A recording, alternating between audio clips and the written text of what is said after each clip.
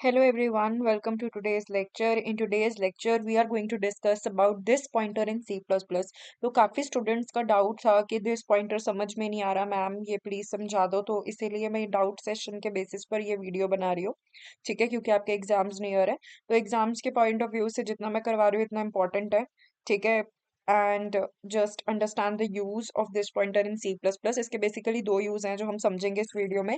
और इसके बाद मैं एक नेक्स्ट वीडियो पोस्ट करूंगी जो विजुअल स्टूडियो पे इसका कोड मैं रन करके दिखा दूंगी। वो बेटर अंडरस्टैंडिंग के लिए मैंने कोड इसमें पीपीटी में भी मेंशन कर दिया है। ठीक है, तो ये कोड समझ लेना बेसिकली। सो लेट्स अंडरस्टैंड कि दिस पॉइंटर बेसिकली होता क्या है।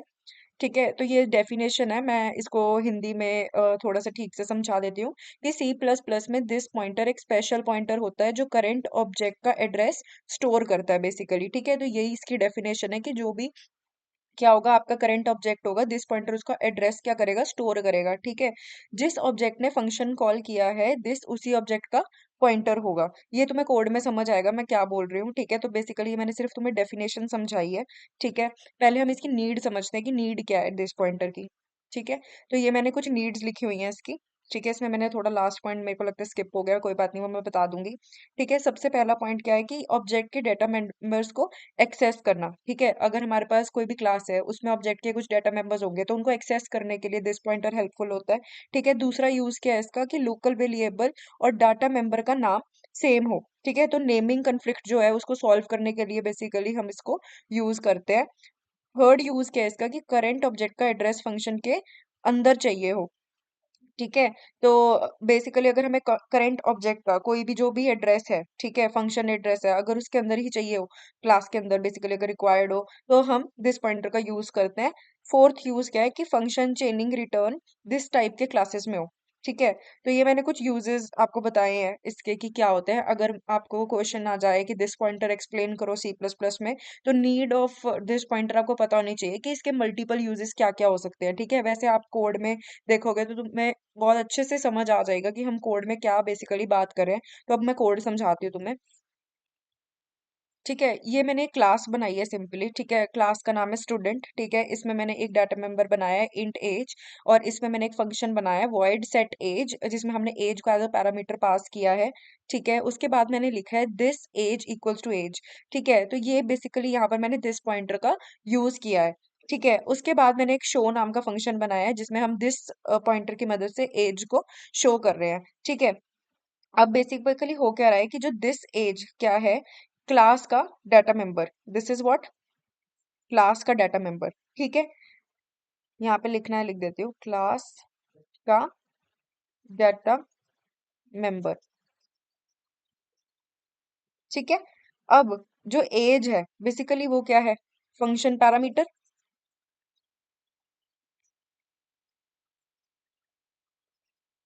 ठीक है, तो अब दिस पॉइंटर क्या कर रहा है, वो बता रहा है कि कौन से ऑब्जेक्ट का एज सेट हो सकता है। फॉर एग्जाम्पल यहाँ पर हमारा इंट मेन फंक्शन में मैंने दो ऑब्जेक्ट्स बनाए S1 और S2। ठीक है, S1 से मैंने सेट एज मेथड को कॉल किया जिसमें मैंने एज सेट करी 20।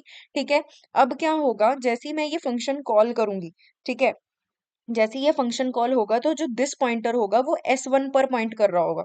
ठीक है, तो जो हमारा दिस पॉइंटर होगा basically it will point two S1 जब ये फंक्शन कॉल हो रहा होगा।